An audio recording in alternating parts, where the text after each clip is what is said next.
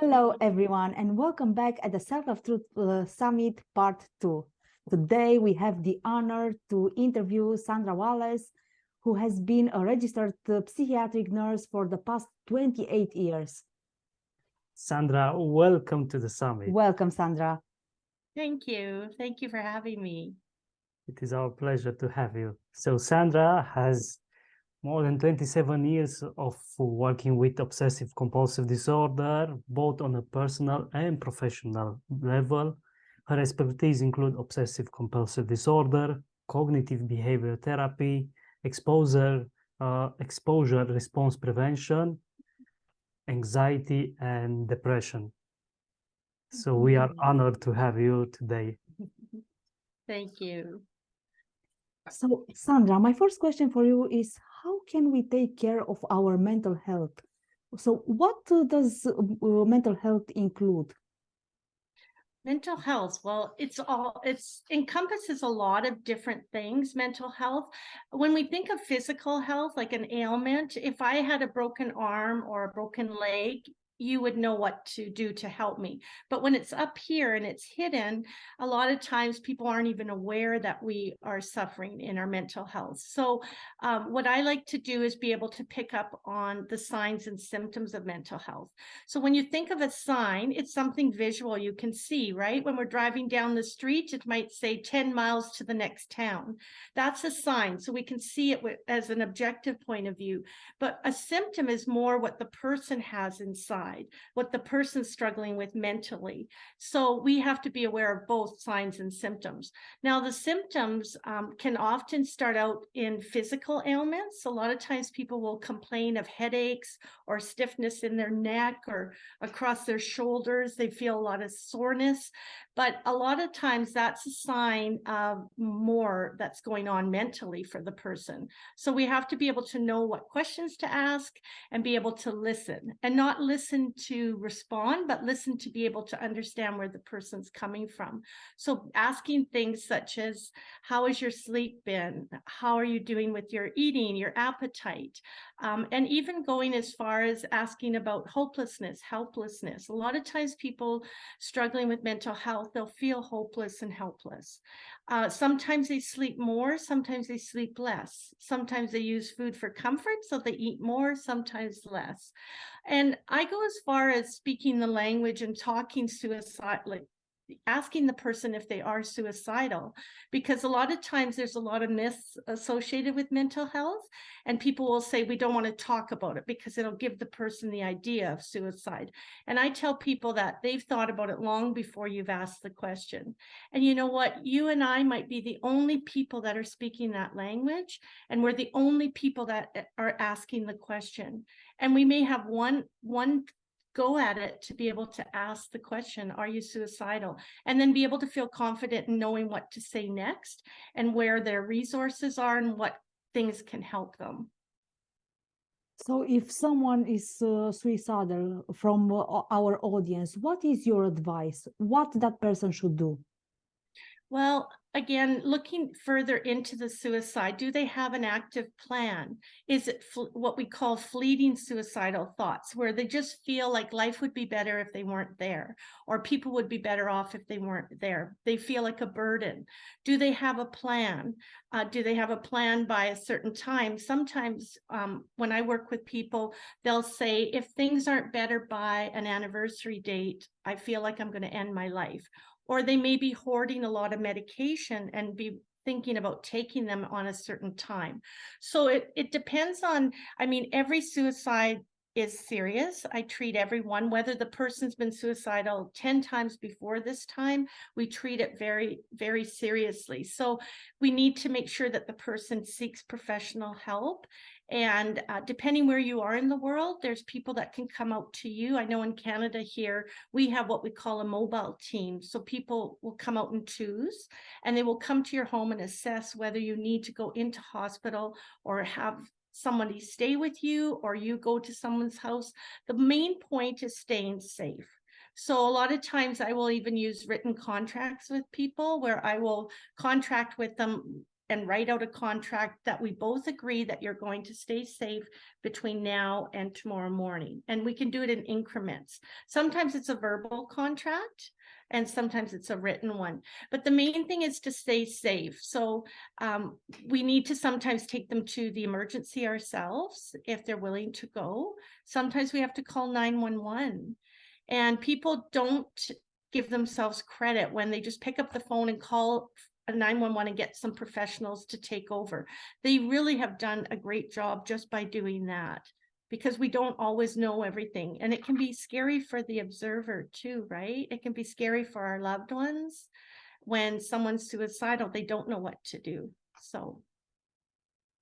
And what is causing the suicidal thoughts?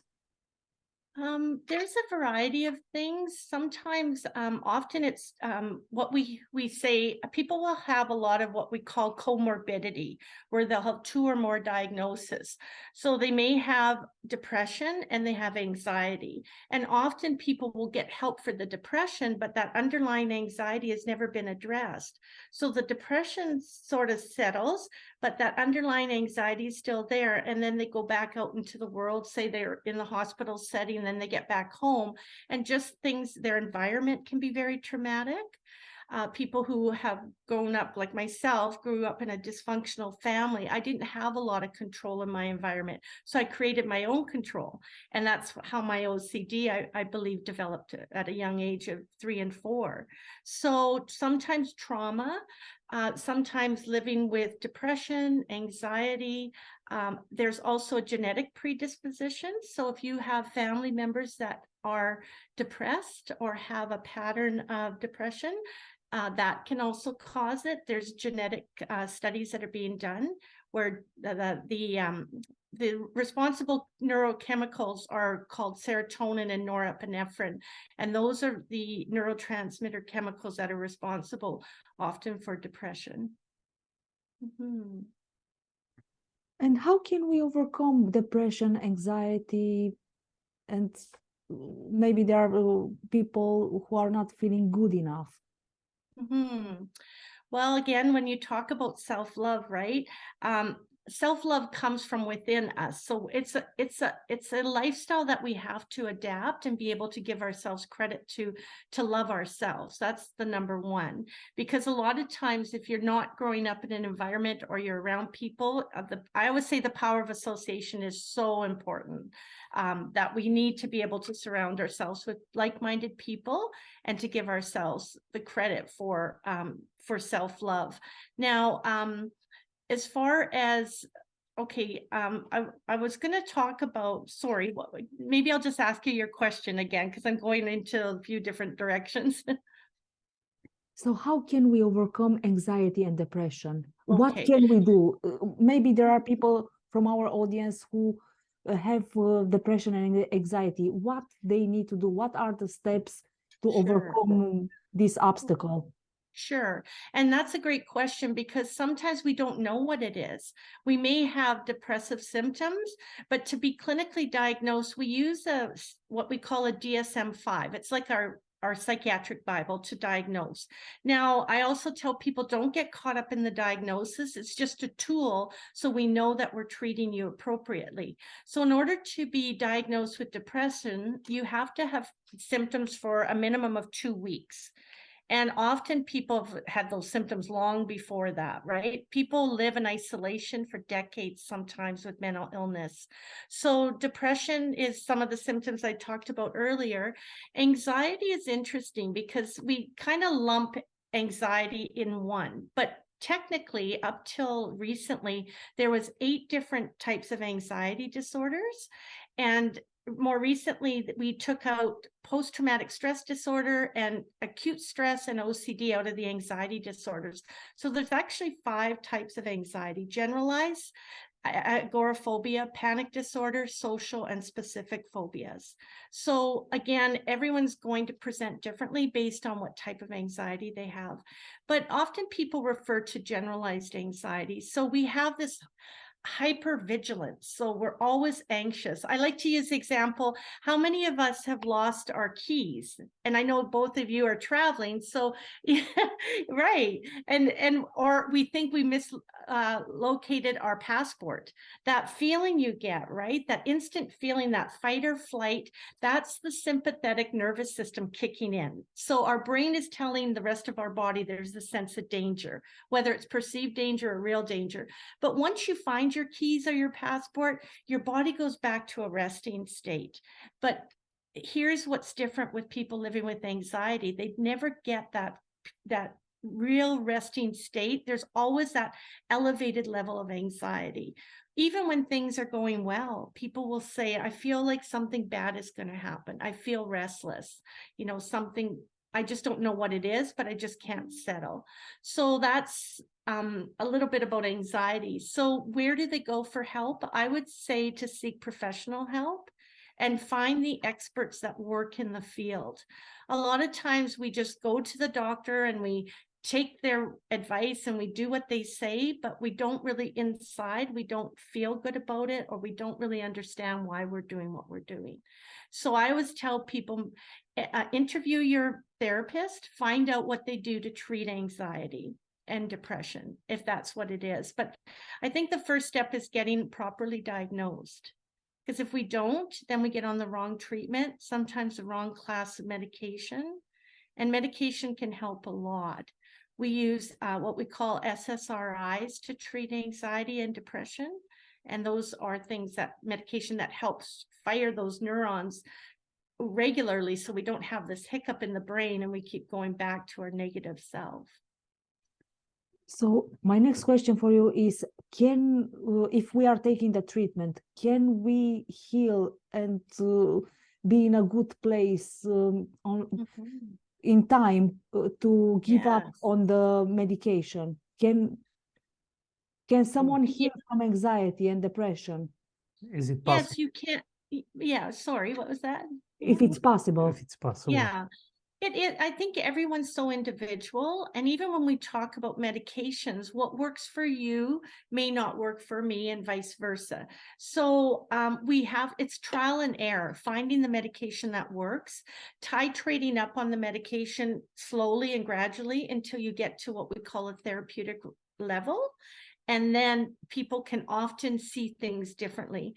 I think we view things through a different lens when we're anxious or depressed. And then after you get settled and on that therapeutic dose, you're able to see things differently.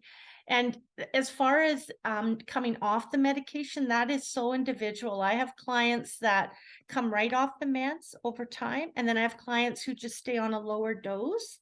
And it sort of just maintains their mood and their anxiety is controllable. Now, medication only is responsible for 40 to 50% of improvement. The rest is our behavior. The rest is our self-talk, our self-love, doing the therapy to make the change, because the brain has to have that pivotal shift, and we have to do it through repetition and be able to view things differently. So Sandra, how can someone develop self-love and acceptance? It takes work. It takes a lot of work, especially if you don't come from a place of self-love where you don't communicate. And I know for me, that was really tough because I grew up in a family where we didn't have self-love. We had a lot of self-hatred, and we had a lot of hatred towards one another. And so it took me a long time, and it was through practice and finding what works for you. And setting healthy boundaries, I think, is probably the number one.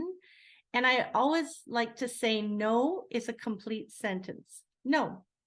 Like when people ask you, we tend to say, oh, I'd love to do that, or yes, I will, or I'll make time for that. No, I can't, but thank you anyways. And just being able to set those boundaries and be around people that are like-minded and practice. I use a lot of different practice techniques. In the psych hospital where I worked, you've heard of crash carts. Like when people come in and they're having a heart attack in the emergency room, we have a crash cart where all the supplies are. We turned our crash carts into comfort carts for our patients. So I went around and asked all the patients, what would be comforting? What would give you self-worth in a time when you're feeling anxious or depressed? And so we filled that cart with things that patients wanted: a nice fuzzy blanket, a soft listening music, a nightlight, something to just hold, the tactile sensations, everything that, you know, would make a person feel better. I use a lot of essential oils. You know, it can be something as simple as that to comfort people. So finding what works for each person is different. And what is the difference between depression and anxiety? The difference is a lot of times they go hand in hand. But depression, as I mentioned earlier, you have to have had some of the symptoms for 2 weeks or more. And with anxiety, it's more to do with specific phobias or generalized anxiety, where just person feels anxious a lot. And often the two are pretty much, I've yet to meet anybody that lives with depression that doesn't have some form of anxiety. Not everyone with anxiety has depression, but most people with depression have anxiety. So I understand it's a common thing. Yeah, And very they work, common. and they work somehow hand in hand. Yes, for depression and sure. Yeah, anxiety. very common. And people aren't forthcoming with it because there's a lot of shame and guilt. I know before I got diagnosed with my obsessive compulsive disorder, I had a tremendous guilt and shame. And I also had a lot of depressive features. I remember with Lady Diana, when she died, I remember thinking, wow, there's a woman that the world is mourning for, that had so much to offer the world. And then there's me, who has nothing to offer the world. God should have taken me, not her.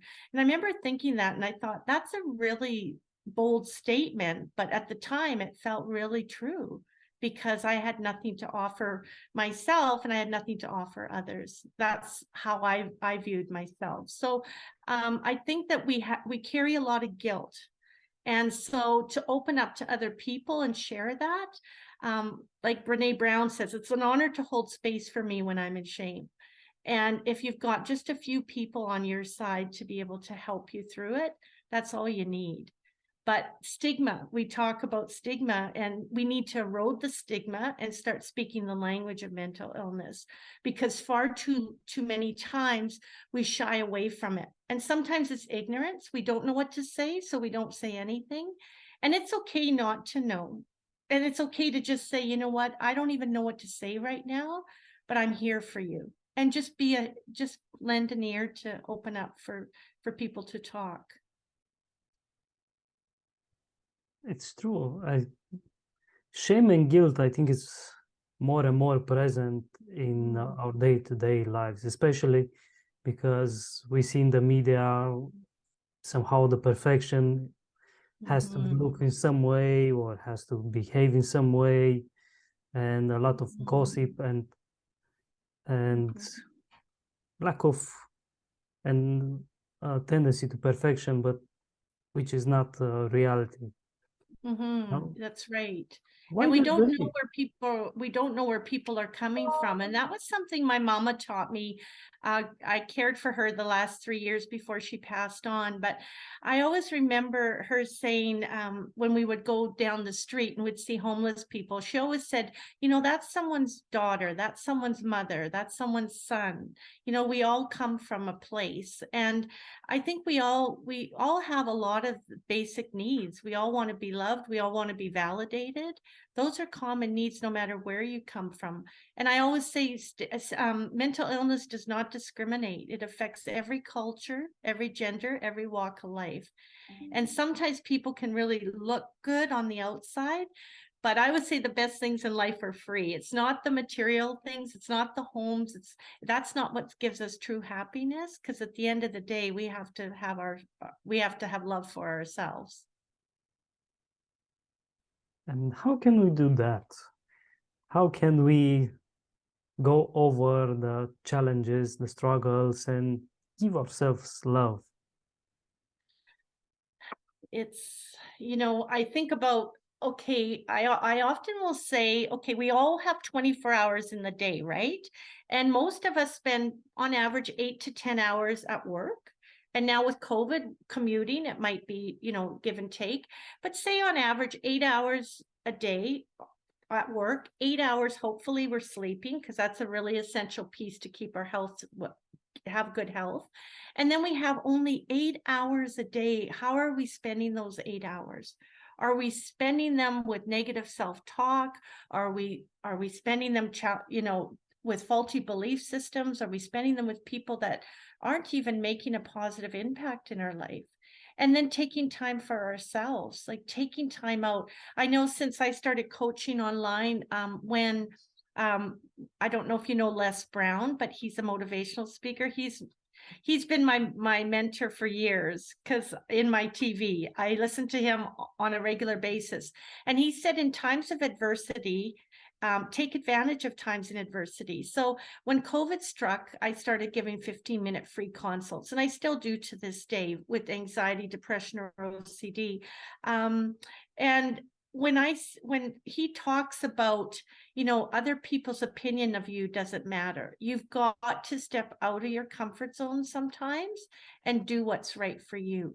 So I think society plays a big part in that. So really, how are we getting a lot of value in our life? What's important to us? We really have to stop and ask what's important, what's contaminating our life, and what's contributing. And when I asked myself that question, whatever's contaminating my life going forward, I made a decision January 1st that I wasn't going to do a New Year's resolution, because I never keep them. I was going to, the year 2023 was going to be a year of self-love and self-compassion. And I was going to look at everything through the lens of, is this contributing to my life or contaminating my life? And the more I do that, the easier it is to make that decision. Because it's only one of two things. It's either, contaminating or contributing. So you talked about the negative self-talk. Can you share more about it with our audience? Can you share more about the impact of the negative self-talk on our mental health and how to overcome it? Sure. The negative self-talk, our brains can only function on one thing at a time. So if we're feeding it always negative thinking, that's what it's going to go to. It's programmed to think that way. Like the saying says, so shall we think, we will become. And so what I do a lot of work around is challenging faulty belief systems. So with people with anxiety, depression, and OCD, they have a lot of negative thoughts. They're not worthy. They're not worthy of love. They're not worthy of respect. And so I try to put things more from an objective point of view. So I have them write all these thoughts down, and then we start to challenge them. What is the reason? Because I have I don't know if you've heard of ACT, where it's a therapy called ACT. And it's the first thing we have to do is awareness. We have to bring awareness to our thoughts, and then we have to bring clarity. And why are we thinking that way? Where does that stem from? And it's interesting because people will minimize their thoughts, but once you start asking the questions and dive a little deeper, there's a lot of layers to it. It may be something that goes back to childhood. They weren't ever told that they could be successful. They were never told. I grew up, nobody ever said, I love you. That was odd. I remember later on in school when I'd go to my friend's house and their parents, when we were leaving to go to school, and their mom would say, I love you. And I'd think, ooh, that sounds like, what does that mean? Like I didn't know what it was. So and then when you get older and you start to get into relationships, it's interesting what you'll tolerate, because you're not putting any demands or expectations on you first to have self-love. Therefore, if you can't give it to yourself, then how can you ever take it from someone else, right? So it takes time, and even journaling and doing doing gratitude logs. I have a gratitude book here that every day I do at least a minimum of three things I'm grateful for. A lot of times I have more than them. Even when negative things happen in my day, I tell myself that I'm grateful that I was able to experience that.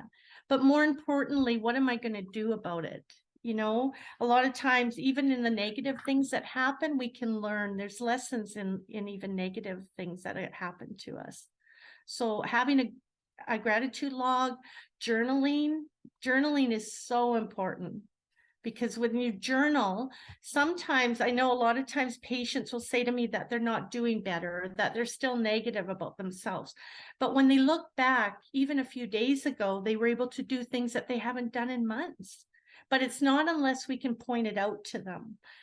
They don't see the little things as successes. So we got to celebrate the wins, no matter how small they are.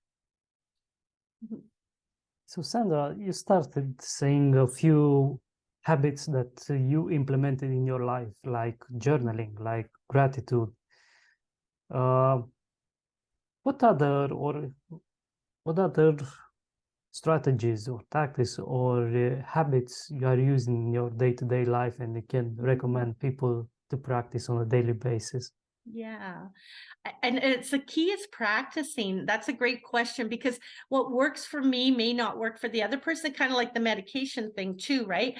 But what I tell people to do is when I work with people, I make tailor-made programs for them. So it's not a cookie cutter where everyone does the same thing.